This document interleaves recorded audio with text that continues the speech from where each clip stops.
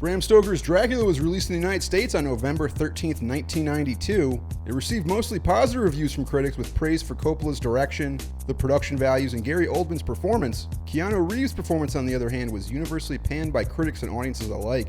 And it's unfortunate because this movie has become synonymous with Keanu Reeves' bad English accent, basically. Oh, man, he is terrible, Gary. Yes, of course, sir. If I may inquire, what in fact happened to Mr. Renfield in Transylvania? I've seen many strange things already. Bloody wolves chasing me through some blue inferno. He really doesn't react to anything, and he just doesn't move his eyebrows, he just doesn't really perform, and I don't know if that's because that's what he thinks an English person is like, just non-responding and non-reacting, but actually I read that he took this role really, really seriously, and to prepare for a British person, he went around the world colonizing it. Yeah. I guess this is the 1890s, so yeah, he would have been taking advantage of everything. Yeah, he was just going around, stealing everybody's artifacts and putting in his own goddamn museum. Yeah, that's what I read too. Is that he was trying so hard to nail the accent that it seems like very forced. Yeah, I feel like his performance lacks there because he's so focused on the accent. You know, he can't perform. But also, I actually read that he was coming off the tail of 2 or 3 other productions, and so he was just kind of wiped. And so jumping into this one, he was not really fully energized for it, and therefore kind of whatever. And he was kind of just cast, because he was a hot young star, and not because he could do the part. Yeah, I mean, it's unfortunate because it's such a great movie, but it does feel like there's a lot of give and take. Coppola wanted to make something that was very out there, and he probably had to be reined back in a little bit by the studio, and part of that compromise was probably the casting. I know there's a lot of other things he compromised on. Right.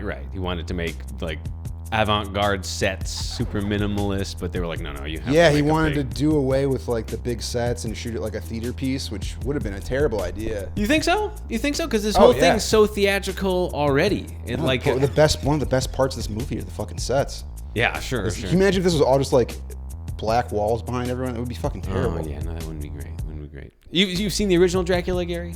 The Bela Lugosi 1932, whatever. Yeah. That movie sucks.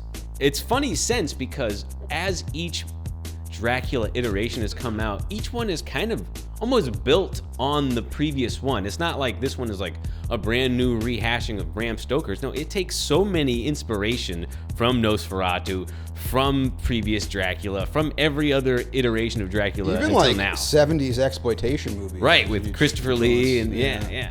It just kind of all culminates in this style and telling of Dracula.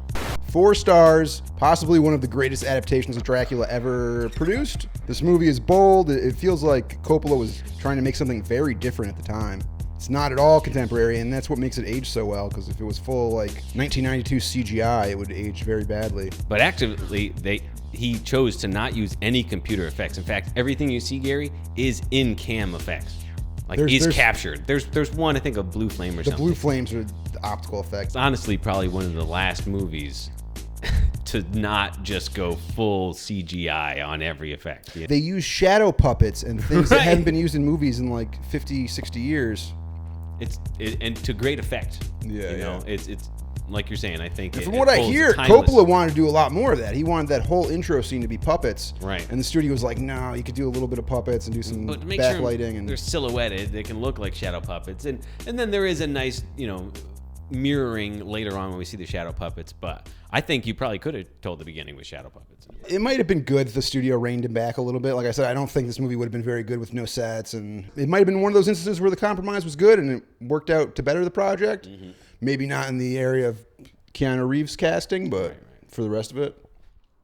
And so you think it's one of the best vampire movies ever made? The best Dracula movies ever made? I think Does Nosferatu count as Dracula? Yeah. Because he's Dracula. The new movie, you think this was better? The thing that I thought was weird about the new Dracula, and maybe this is more real to life or real to the book, but it's just watching that woman have sex with a corpse is so fucking weird. Oh, gross. Yeah, right. Yeah. That's, I think, where that one didn't work for me. I think this one, at least I understood when he appears as like a handsome prince with like nice curly hair, and he's got like a sharp mustache, and he's taking her out to like dinners and opera and stuff. And I could see why she would re-fall in love with him. Not to mention there's this whole reincarnation like thing going on. So it's like, all right, well, from a past life, and now we're rekindling our love. But in the newer Nosferatu, he's just nasty.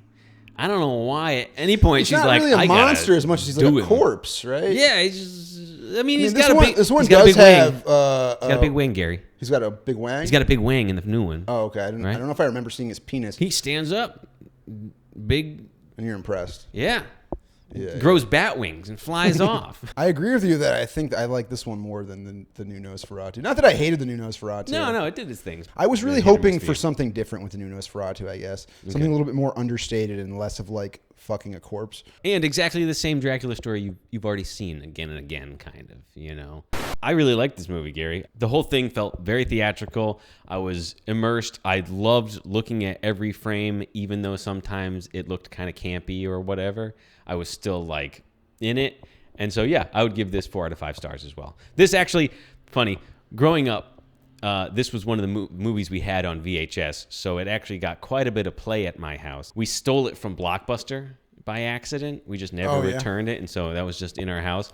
And if you came over for a sleepover between like probably 5th and 8th grade, I'm definitely putting in Bram Stoker's Dracula. It's got blood. It's got boobs.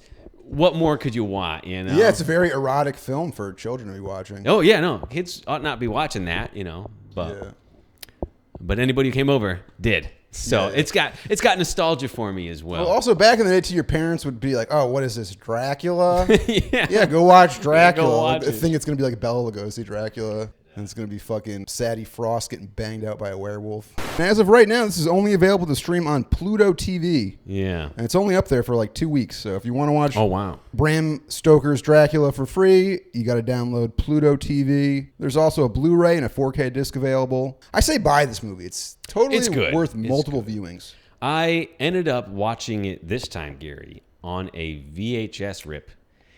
And while that was nostalgic and full screen, by the way, I don't know if you knew this. I'm sure you did. But for full screen movies, yeah, some of the time it was pan and scan for when you didn't have top and bottom. But a lot of the time, because you have the full 35 uncropped frame, they used more of the top and bottom of frame. So it was good to like see more of the image. That said, it was a super shitty VHS version, and the clarity was trash, and the sound was abysmal. In the prologue of the film, Vlad Dracula returns from a victory in his campaign against the Ottoman Empire to find his beloved wife Elisabetta has committed suicide after his enemies falsely reported his death. When Vlad learns that his beloved wife is damned, he erupts in rage and desecrates a chapel, renounces God, and declares he will rise from the grave to avenge Elisabetta with all the powers of darkness. He then stabs his sword into the chapel's stone cross and drinks the blood that pours from it, which turns him into a vampire, which is kind of key because in this version of Dracula, you have to drink the vampire blood, become a vampire. So you're saying Jesus' blood is vampiric? I don't know. He drinks it straight out the cross? Jesus' blood, but whatever it is. It's the denouncement of God. And my point being is that you don't become a vampire by being bit in this film. Right. Yeah. No, I did find that interesting. It's almost like a disease. You get like a horny disease. And that was another big thing when this movie came out. It was attributed to being a film about AIDS, just like Interview with a Vampire was kind of known for being an AIDS movie. Interesting. I guess you could read, when you start dealing with blood and like mistrust and whatnot, I'm sure, you can read into that. Yeah, the blood and there's also just this huge sexual aspect to Dracula. So sure, yeah, he's boning everybody. Next, the film jumps ahead 4 centuries to 1897 London, where Keanu Reeves' character Jonathan Harker is taking over the Dracula account for Renfield, who has been resigned to an asylum where he eats flies and insects and whatnot. Another great performance by Tom Waits. Tom Waits, I did not remember that it was him as Renfield. That was like, whoa, that's interesting. Harker travels to Dracula's castle in Transylvania to arrange a real estate deal in London, and this is where Dracula sees a picture of Harker's fiancée, Mina Murray, and believing her to be the reincarnation of his beloved wife, Elisabetta, Dracula leaves Jonathan to be fed upon by his harem of vampire women, and he sails to England with the intention of seducing the young man's fiancée, which is pretty devious. Yeah. Not cool, Dracula. They should have called this movie Drac Cold. Yeah. The Transylvania portion of the film is probably my favorite part. The whole journey into Transylvania is amazingly shot. Looks great. Yeah. Like the miniatures and the rear projection and just this culmination of everything really like put you into this fantasy spooky world.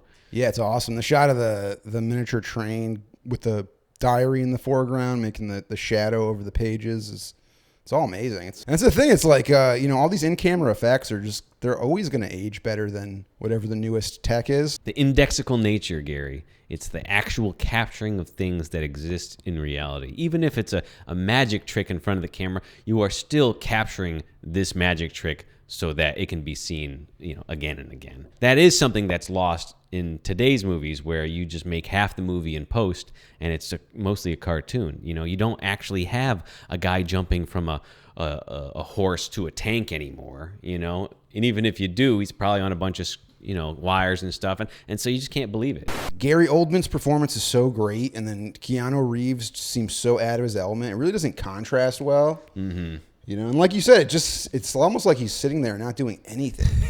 Yeah. Like there's a scene where like Dracula's like crawling up the fucking wall. He's crawling around. He's like sniffing his sheets and he's like shaving his navel, and Keanu's just standing there like, oh. Yeah, it's just like completely aloof. It's really weird. There was a longer cut of this movie. In fact, you can find it online. Someone's edited back in like 25 minutes of the movie. Oh, okay. So it doesn't make Keanu's performance any better, but it does maybe add like additional spooky elements or character stuff. I haven't watched it, so I actually can't really speak to it. I do know that I heard audiences were kind of upset test audiences were upset there was so much blood in it, so they did cut out like a number of kills. Like on the Demeter ship, there was like some kills, and like coming into port, he killed some people and stuff. Oh, that's a bummer. I know. So, but I think as far as the movie's pacing goes, it works. Well, now that we've talked about the intro, let's jump right into the werewolf sex. So Dracula is on the Demeter. He's traveling to London, and this is where we first see him in werewolf form. He's eating crew members of the Demeter to keep himself sustained. And then the next scene is he's just hauling ass to Lucy's place. He's not going there to see the reincarnation of his great love, Elizabeta, and he goes to Lucy's house and bangs Lucy out. It's kind of funny. You're right. I thought everything was about like love and like. Well, sometimes, Gary, you just got to rub one out. Exactly. He was on that boat for too long. He has to get a nut off before he meets Mina. Yeah, you don't want to just shoot your juice immediately. How embarrassing would that be? Yeah. It's like meeting up with a prostitute. You got to rub one out before you go meet up with her, so you can actually get your money's worth. Because otherwise, two pump and Mina runs out to the garden when she hears the commotion, and there's just this scene of Winona Ryder in her nightgown running, and her tits are just flopping around like crazy. And then she gets out there, and Dracula just makes himself disappear because he's so embarrassed. He's embarrassed. She catches him in the act, and he says, "Don't look at me." and then for whatever reason, she can't look at him. Meanwhile, he is standing over there, and he's like, jerking off in the corner, making sure he finishes up. But the werewolf effects are so good.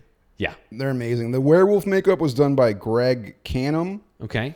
And I believe he won an Academy Award for the scene where Sadie Frost has sex with a werewolf. Well, good. What are the Academy Awards for, if not that? If not for specifically that. But there was other creature designs. He also becomes like a bat. Was it the same? Pretty sure it's the same guy that did all of those effects. Yeah. Okay, great. Because he also turns nasty and old. He becomes all sorts of different looks in this movie. Even the old man makeup effects are really good. Yeah, he's just so wrinkly and nasty, pasty, and he's got that big butt hair. Yeah, I've been wanted to talk about this, Gary. I don't know what there is to talk about. His hair looks like a butt. It's like a geisha. It's like a geisha girl hair. Yeah. Okay. The costume designer is Japanese and he used Japanese design. That's why everything is so weird looking. He's got these huge flowing robe, like silken. Yeah. Okay. And the armor too. The armor's great. Oh, it's almost like samurai armor. Yeah, it looks muscly almost. It looks awesome. Yeah, the costumes are amazing. It's this woman did the costume design for The Cell too. Okay, which I haven't seen either. Is that got some amazing costume design? It's got great costume designs. Yeah, she's super talented. And did she get best costume for this movie? I think it won for costumes. Good. If it didn't win for costumes, that's fucking nuts. Yeah, it won for the best Academy costume. Bunch of hacks. Dracula appears during the day as a young man and begins courting Mina, all while Lucy's health is deteriorating. And her doctor sends for his mentor, Dr. Abraham Van Helsing, who is able to recognize that Lucy has been bitten by a vampire. Is the devil's concubine! And while Dracula is in London courting Mina, Jonathan escapes to a convent and sends word to Mina, who then travels to Romania and marries him, much to Dracula's dismay. Dracula doesn't like that, especially after they like rekindled themselves for like a second, you know? Yeah. That's if there's anything in this movie that I think is kind of dumb, it's Dracula walking around during the day. I could have done without that aspect of it. How does he do that? Even he's got a hat on. He's got a brimmed hat on. They just say that he's okay to walk around during the day in this movie. It's just like he has less power, but it's because in pretty much every other Dracula iteration, it's like you can't go. The sun gets him like yeah. every time, you know. So that's interesting. And you didn't like that? No, I thought that was kind of silly. I yeah. think Dracula walking around the day is kind of dumb. What kind of confuses me is like, is this what Dracula looks like, or is this what he makes people think he looks like through some sort of hypnosis or something? Does he act because like when he'll be with Mina and then when somebody else shows up he's like a big bat monster. It's like I think he's just maybe he is. Maybe. Then Jonathan Harker sees him. He's also young. Right. I think Dracula's just evil and magic, and he kind of does whatever he wants. That's fair enough. Mina marrying Harker leaves Dracula heartbroken, and this is the impetus for him to transform Lucy into a vampire, who is then subsequently killed by Van Helsing and all her former suitors. Right. All three of them go to which get are some head. All three characters are in the book. It's a lot of characters. Yeah, sure. Yeah. Apparently, those three guys who are vying for her approval, the Coppola wanted them to all get along, so he sent them on like little fun adventures where they went like horseback riding and hot air ballooning, just to like that sounds fun. Build the camaraderie between the three of them. You set them all up to have an orgy with the same woman so that they'd have better chemistry on screen. But it was in the dark, and when they all got there and started having the sex, lights turned on, no girl. There's no girl. There's no girl. And their bond got even closer. It was just Francis Ford Coppola in a dress. Oops. Gary Oldman's butt hair wig just getting plowed. Yeah. Speaking of butt hair and plowing hair, his hairy palms, Gary. He's got hairy palms at some point. He's old man. Yeah, I noticed what that. the hell is that? Yeah. What is that? Because I've heard, there's like old wives' tales that if you jerk off enough, you'll get hairy palms. Do you think Dracula's like been jerking it for like Dracula? Bram Stoker's Dracula? Wow. Is that what you're insinuating? That is what I'm insinuating. Yeah. I mean, they say the word. I guess so. I guess it's enough. from masturbating too much, or it's just because he's like a wolf man. Sure. It's also, I think part of the whole thing is like, the reason why he's a wolf, and it's just supposed to be confusing. You're not really supposed to understand. He's this kind of unknown. Yeah, he's just an evil monster, morphin. Over-explaining it wouldn't really make it better. Sure. Even like they never explain the circle of blue flames, which in the book is like that's where that signifies where Dracula hides his treasure. And the gypsies have to like find the circles of blue flames and mark them and then dig them up during the day so you can find all the treasure. What kind of treasure? Like gold?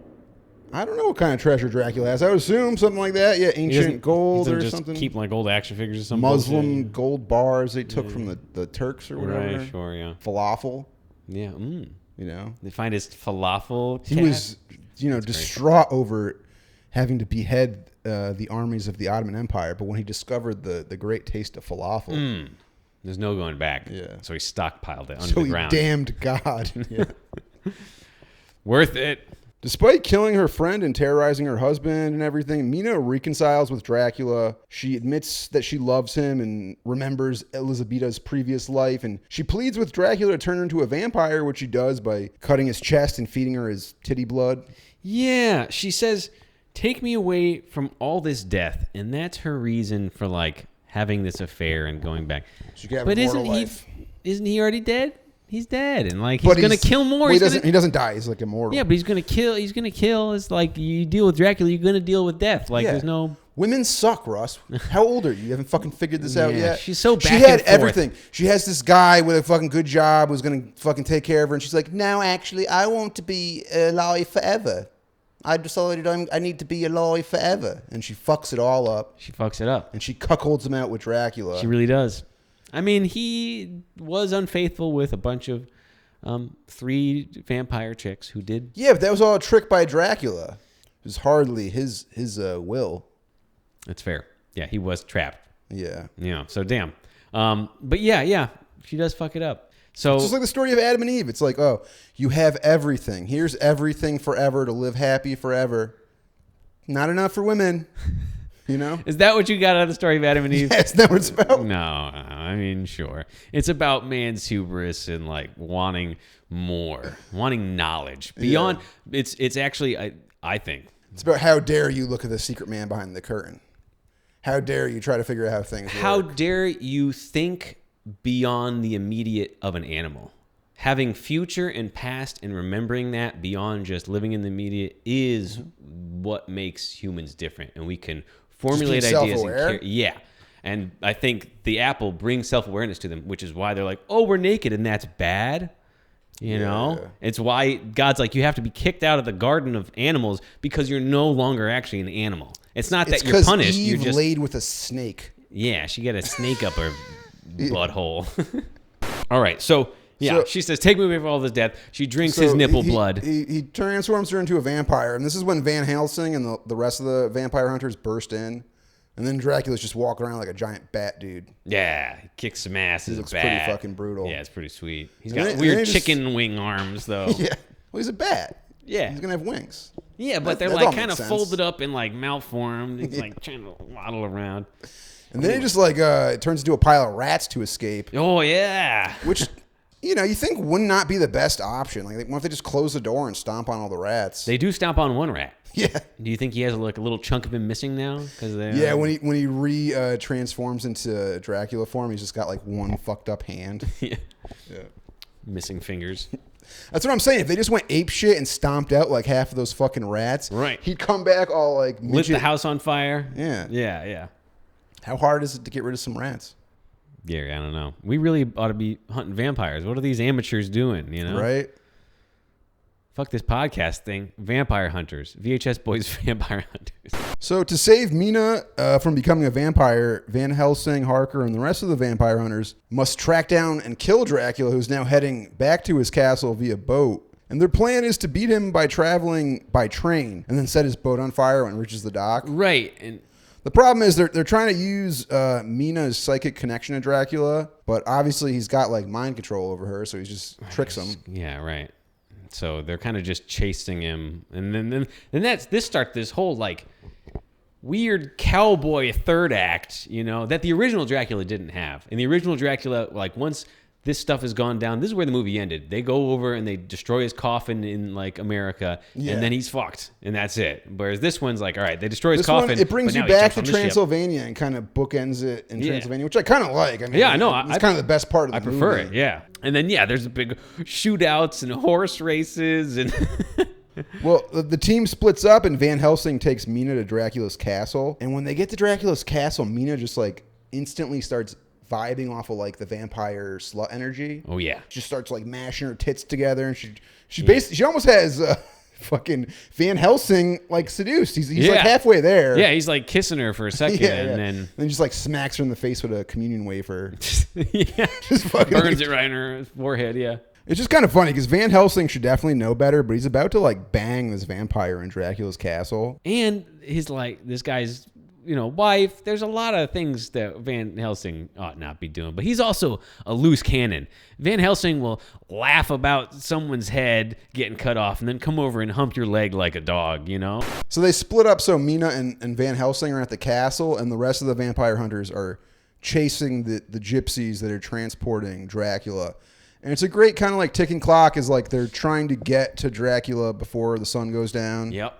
But it's also kind of like a little misleading, because as soon as the sun goes down, he bursts out of the crate in full power, and they just slit his throat and stab him. Okay, so if he's impervious to the sun, why does it even matter that he's got? Yeah, it's not that the sun is going to kill him necessarily. I think it's just that he's in full power at night. So you want to get to him before he's in full power. Oh, I see. Okay. But it kind of doesn't really matter. Right, because they still slit his take care of throat him pretty quick. Stab him, and that's pretty much the death. And then I think probably one of the more kind of questionable choices that they make in the movie is having Winona Ryder make out with Gary Oldman in full monster form. Mm-hmm. Yes. It's kind of weird. Yeah, he's looking nasty, and she still goes for it. Yeah, I'm surprised they did that. Love transcends all nastiness. Also, Gary, she might not see him as that. Like we were saying before, maybe he looks like possibly suave. But to the audience in the theaters, that must have gotten a fucking ugh. Like, I can't imagine that played so great. Right. And then she chops off his head. She does chop off his head. Yeah, makes out with him, chops off his head. It's great. In fact, and then it's like, oh, now the reincarnation of a little bit, that's all gone. Now I'm gonna go back to my husband that I cheated on with Dracula. I guess so.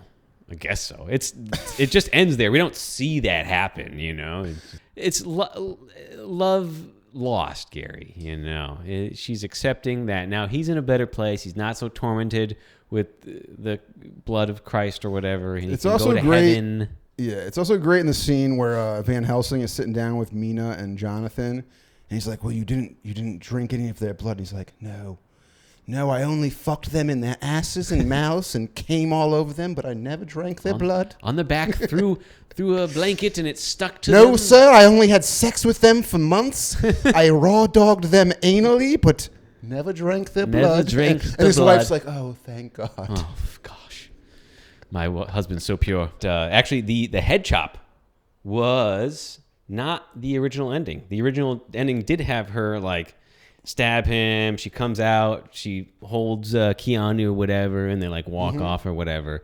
But and then I think even the cross that he stabbed gets healed, like like re-heals at the very end for the final shot. Yeah. But George Lucas was shown a cut of it, and he suggested that Mina chop off Dracula's head at the end as her ultimate release to like let him go to heaven. Okay.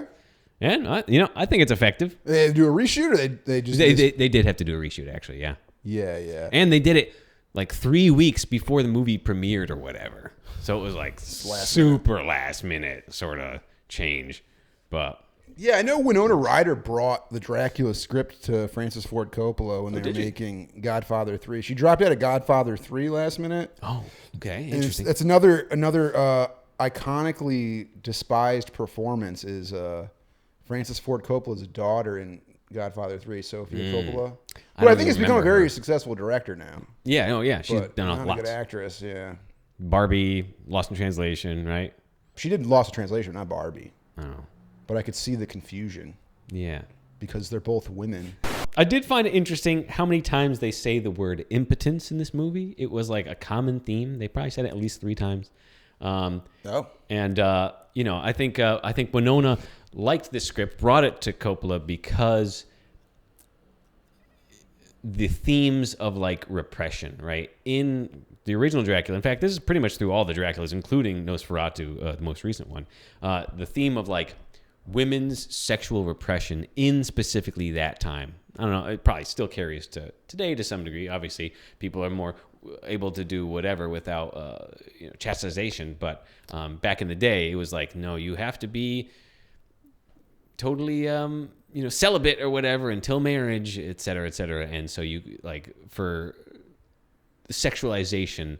I think Dracula represents that kind of to some degree, Okay, right? I got something totally else out of it. Oh yeah. I figured this was about interracial, the fear of interracial romance and intermarrying and stuff like that. Interesting. Interesting. Like, it seems like Dracula represents the unknown other. Because he's a foreign person? It's very much, separated from, like, the normal English Protestant people. He's from the Far East. They put him in, like, Japanese clothes and stuff. Right. And it's, like, it's almost like the fear of interracial romance or, like, the fear of, like, interracial breeding.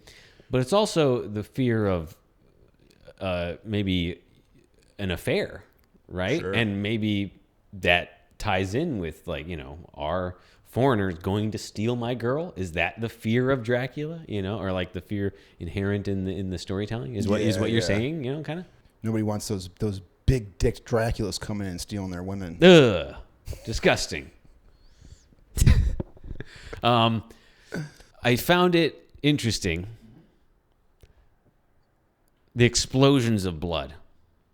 Yeah, well, this movie, and part of what hurts this movie as far as like trying to pull off being suspenseful and scary, is it's so big and bombastic and like operatic. It's hard to get into this like slow kind of suspenseful mode in this movie because everything is so big and it's like a big opera. Right, and there's a lot happening, so we move pretty quick throughout it, right? So it's not like it's definitely lacking in the way of like suspense. And stuff like that. There's scenes that are uneasy, sure, but there's not much in the way of like real scary jump scares and stuff like that. There's no jump scares at all. Yeah. He swings down the screen once as a giant bat, and but no, you're right. It's pretty tame. Because at the core of it, it's really a love story. Sure. There's like things that are horror movie about it, but at the end of the day, it's really more of a love story and doesn't really lean into being scary too much. I agree. Unless you're scared of having sex with a corpse, in which case it's a terrifying film. Yeah, actually, when you put it like that, if that's the ultimate ending, nasty, that's scary. Somebody should really do like a gender flip on this because it seems like it'd be so much easier for a man to have sex with a corpse than a woman. Wow. Yeah. Yeah, maybe we could pitch that to Hollywood. rigor mortis, Yeah. I don't know if that makes a boner hard for eternity. That's what happened is Dracula died with a boner. And he says a boner for eternity. For eternity. Yeah. And then I just gotta fuck. Yeah. It's, what's his name in Blue He Velvet? gets back from war just rock hard and his wife is dead and he curses God. And he just stabs his rock hard penis into the cross and it just shoots blood everywhere. This is a great movie. This is the type of movie that Rob Zombie would enjoy watching, but he would never aspire to make. What, you think you would cheap out or what? Because it's a good movie. Oh. But I'm sure he would enjoy watching it. Right. He might even try to get rights for making the movie, but you don't think it'd be good? You think you'd Munsters it? I think he would Munsters it. Yeah. Oh no. To create images is always a challenge. Digital magic.